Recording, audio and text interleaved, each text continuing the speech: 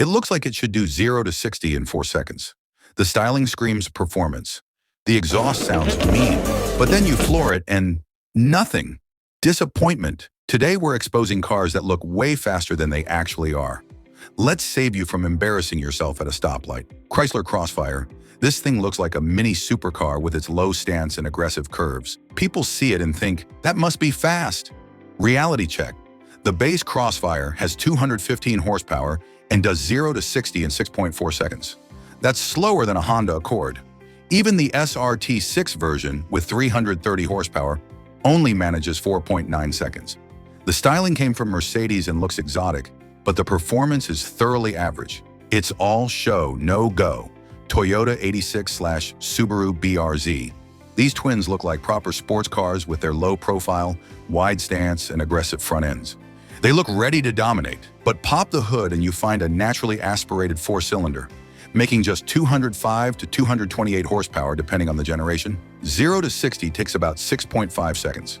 That's not fast by modern standards. A Honda Civic Type R, which looks like a boring sedan, destroys these cars in acceleration. The 86 BRZ are all about handling, not straight-line speed, but people expect more from how they look. Nissan 370Z. The 370Z has that classic sports car shape. Long hood, short deck, aggressive stance. It looks like it should be a beast. The 3.7-liter V6 makes 332 horsepower, which sounds good, but it pushes 0 to 60 in 5.2 seconds. For comparison, a family SUV like the Jeep Grand Cherokee Trackhawk does it in 3.5 seconds. The Z looks way faster than mid-5-second acceleration. And that's before we mention the dated interior and handling that doesn't match the aggressive exterior. Any Dodge Challenger V6, from a distance, a Challenger looks mean. Wide body, aggressive stance, classic muscle car styling. It looks ready to smoke tires, but the V6 model has 303 horsepower and weighs over 4,000 pounds. 0 to 60, 6.5 seconds. A Camry V6 is basically as fast. The problem is, the Challenger design is so aggressive that people assume it's the Hellcat. Then you get gapped by a minivan and everyone realizes you bought the base model. Hyundai Veloster.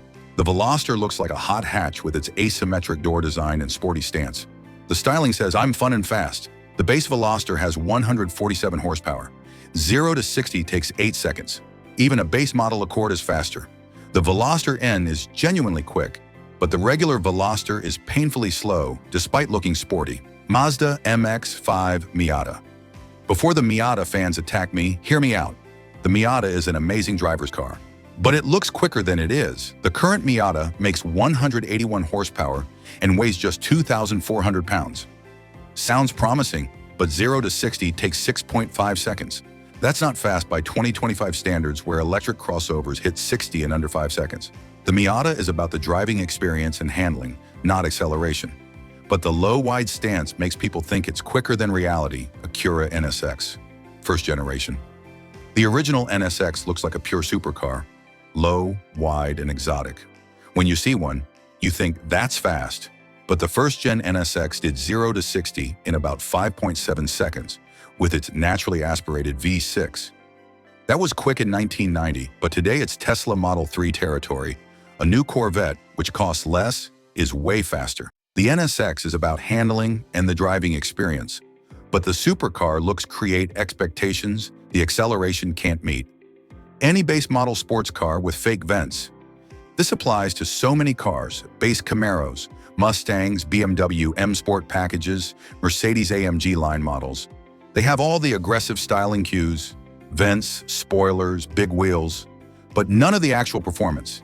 Manufacturers sell appearance packages that make regular cars look like their high-performance siblings. You get the look without the speed, and people absolutely notice when you can't back up that appearance. Scion TCT to TC tried so hard to look sporty with its coupe profile and aggressive marketing to young buyers. Toyota positioned it as an affordable sports car. Reality, 180 horsepower, 0 to 60 in 7.8 seconds. That's family sedan slow. The TC looked way more aggressive than its actually modest performance would suggest. Infiniti Q60, the Q60 coupe is absolutely gorgeous with flowing curves and an aggressive stance. It looks like a luxury performance machine. But even the Red Sport 400 with 400 horsepower only does 0 to 60 in 4.5 seconds. The base model with 300 horsepower takes 5.6 seconds. For how exotic it looks, you expect sub-4-second acceleration. Plus, it weighs over 3,800 pounds, dulling that performance even more. Stunning looks, underwhelming acceleration. Why do these cars exist? Manufacturers know that most buyers care more about looking fast than being fast. Styling sells cars. The average buyer never tests 0 to 60 acceleration. They see aggressive styling, hear a good exhaust note, and feel like they're driving something special. The perception matters more than reality for most consumers. Plus, building cars that look fast is cheaper than building cars that are fast. High-performance engines, transmissions, brakes, and suspensions cost serious money. Does it actually matter? Here's the truth. For most people, no.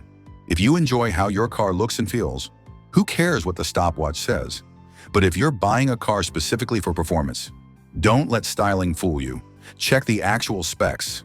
Do some research. Make sure the performance matches your expectations. The most embarrassing thing is getting gapped at a stoplight by a minivan when you're in a car that looks like it should be quick. So there you have it. Cars that write checks their engines can't cash. These cars aren't bad. Many are great drivers' cars, but they create performance expectations their actual acceleration can't meet.